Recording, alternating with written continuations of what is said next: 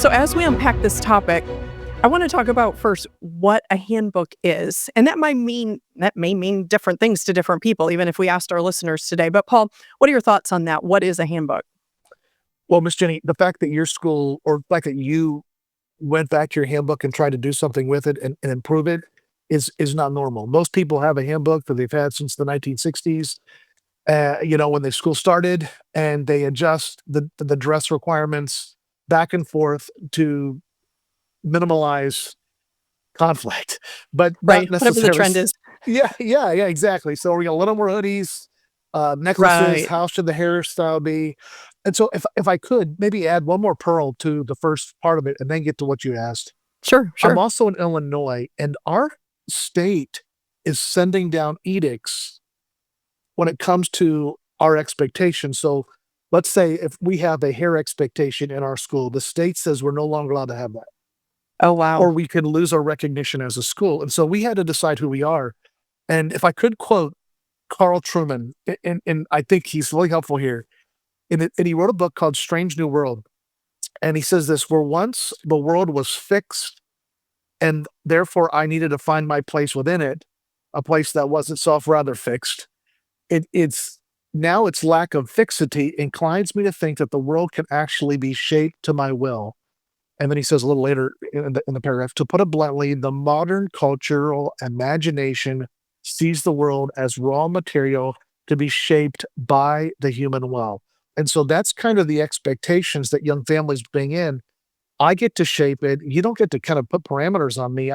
I define myself, and all this flows from Karl Marx and everything. And he said everything that's solid seems to melt in the airways. And so I have a bunch of kids who come in, and parents who come in, and they are, they get to define the rules. They're going to drive any way they want. And so Right. they kind of come to me, and I have to create this.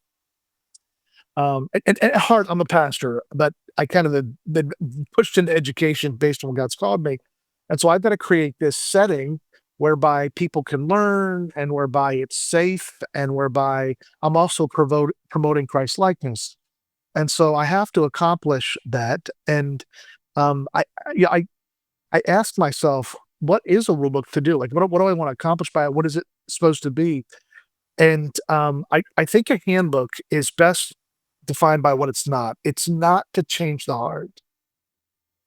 A handbook is not meant to change our heart. It can expose our sin. And you look at the Old Testament law, the law was never given to make us like Christ. It might reveal us. And so when I got teachers going hard at the rules, looking for that to create a Godward heart in their kids or to create Christ likeness, that's just the wrong tool to do it. I'll read Galatians 3:19. Wherefore the law serveth, it is a schoolmaster to bring us to Christ, to lead us to Christ. And so I know that my handbook's not the Old Testament law, but there's parallels in what it does. So it's not to change their heart. And obedience to the rules is not the goal of my education. So I think some teachers even kind of let off teaching, and they kind of go after the rules as if somehow, well, they'll learn education later. I got to change them. And that's not the goal. And then they become law dependent, meaning they're looking at the law to change who their student is. And they call that Christian education, by taking the law and kind of, and they don't intend to do it. They're well-meaning, but they hit people with it, or they push people with it, and they point at it as this is what's right. And I'll quote Tripp here. Another quote. Tripp wrote this: they've reduced Christian education to basically being a faithful lawgiver, arresting officer, prosecutor, judge, and jailer.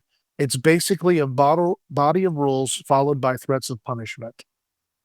That's not it. And so if I could give you what I think a handbook is, I'd like to know what your opinion is, because you were in leadership for a couple of years. A handbook is a tool to communicate agreed upon expectations, so to create an environment that allows for disciple makers to direct students into God glorifying relationships with their Creator. It's just a tool to produce an environment. What do you think? What do you think about that?